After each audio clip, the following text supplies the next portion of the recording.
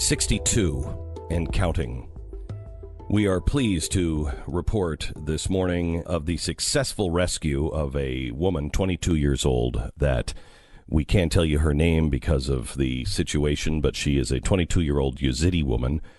She was a sex slave, somebody who her and her 5 sisters, her mother, and her 4 brothers were captured and sold into slavery in Iraq in 2014. She has been on our recovery list since we began to sponsor rescues of these slaves back in 2016. We have been searching for her and her family for a long time. We were able to identify her a couple of weeks ago and captured her last night. We went in and got her, and we can't thank you enough for funding this rescue. Another slave, 62 women have now been saved by these operations, if you will, and you have funded 62 of them. We have lost operators in the past. They have been captured and killed trying to go in and save these women.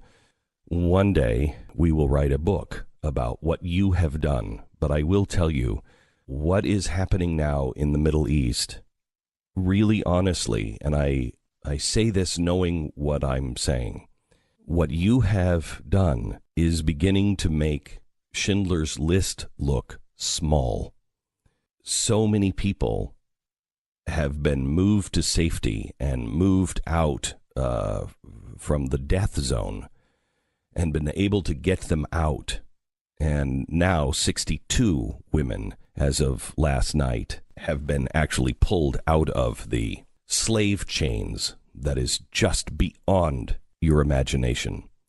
I told you a few weeks ago that we were going to announce a new phase with the Nazarene Fund, and I hope to do this. We have waited because of the Kurdistan problem. Kurdistan has asked for their own independence. They voted for independence. Appears as though they are going in to take Kirkuk today. The Iraqis and everybody else that wants the Kurds dead, it looks like they're going in and trying to take them. We are going to abandon the Kurds yet again. And I mean, I'm telling you now, we will pay a dear price for this. The people in the Middle East that are the most like us with our values, they protect Muslims, they protect Christians, Yazidis, atheists, they protect everybody, and they live in harmony. And all they want is their state returned to them. But because we cut it up, I shouldn't say we, because France and Great Britain cut it up in 1918, we're all living with these fake borders, and some people lost their country because of it. The Kurds want their space. They want to be independent, and they want to be able to stop people from gassing them. Is that too much to ask? We haven't been able to announce this next very aggressive phase of the Nazarene Fund, but I hope to do it in the next few weeks. It would be nice to be able to do it before Halloween, but my prayer is that we'll be able to do it at all. If things go down in the Middle East and the Kurds are under attack, I'm not sure how many Christian and Yazidi slaves will actually be freed, because the Kurds have been a very, very big help. And if they're under attack, there's really nobody in the Middle East to work with. Please keep them in your prayers.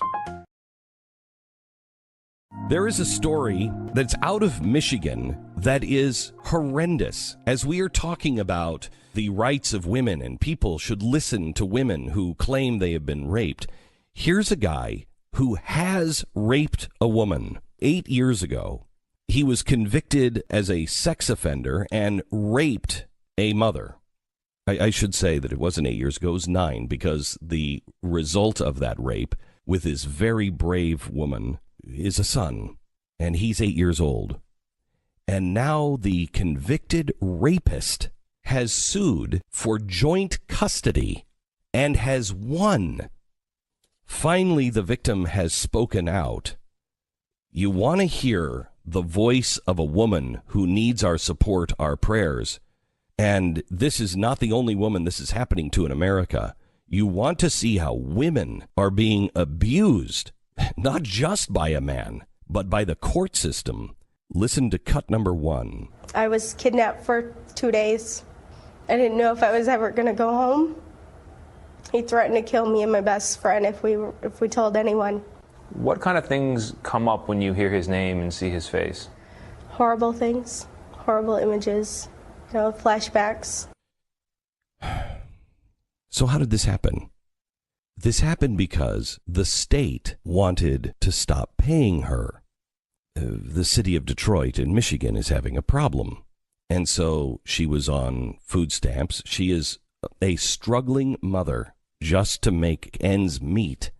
A struggling mother. So she went to the state, and the state decided, well, let's look for Dad. Well, they found him. He wasn't hard to find. And said, you need to pay your child support. Well, so then he went to court and said, I'm going to be the dad. I'm going to pay. I want joint custody. And he was given joint custody. Cut 2, please. I was receiving government assistance, and they told me if I did not tell them who the father was of my child, that they would take that away from me. What did you think about their request? That it was crazy. Why? Because I have been taking care of him for 8 years. I gave up high school, I gave up prom, I gave up my friends to raise a baby and go to work. How is this not a big story in America? How are we not rallying around her? How do people like Lisa Bloom, what are their priorities? I've got to spend my time defending X, Y, and Z. You're only doing that for the camera. Here's a woman who is really in dire need. No, she's not famous. No, you won't get famous, nor will you get rich. This isn't in the news. People aren't paying attention. And honestly, I don't know why. I think this is a compelling story. It's easy to tell. It's happening around the country. It's not just this woman. This is a story we'll continue to tell. This is a story we will follow. Because this is a story that hurts all of us if we claim to be human. 62 and counting. We are pleased to report this morning of the successful rescue of a woman, 22 years old, that we can't tell you her name because of the situation, but she is a 22-year-old Yazidi woman.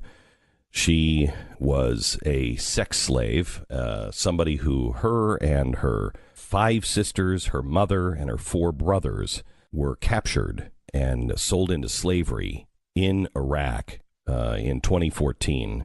She has been on our recovery list since we began to sponsor rescues of these slaves back in 2016.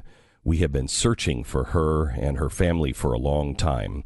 We were able to identify her a couple of weeks ago and captured her last night. We went in and got her, and we can't thank you enough for funding this rescue. Another slave, 62.